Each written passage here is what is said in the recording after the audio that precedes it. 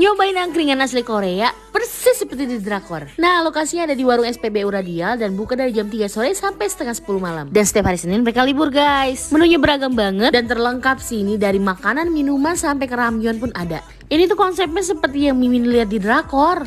Street food pakai gerobak dan ini mulai dari 5.000 aja loh. Ada tteokbokki topochi, ada aneka odeng. Nah, ini bisa dibakar, bisa pakai kuah juga. Ini ada kondoknya juga di sini. Kalian bebas pilih mau makan pakai apa, dan tempat makannya di sini tuh nyaman banget, banyak tempat duduknya. Dan ini dia aneka makanan dan minuman yang Mimin pesen di Topochi Palembang. Topochi ini sudah memiliki 63 cabang di 42 kota se-Indonesia. Topochi juga membuka kemitraan mulai dari 18,5 juta aja. Bisa cek di IG-nya ya, Topochi Indonesia. Yang pertama Min cobain ada ramyeon egg nori. Beneran makannya dari pancinya langsung. Ada norinya, ada telurnya, ada wijennya. Wah, dan porsinya tuh banyak guys, kenyang deh. Yang kedua ada jajangmyeon. Cita rasanya ini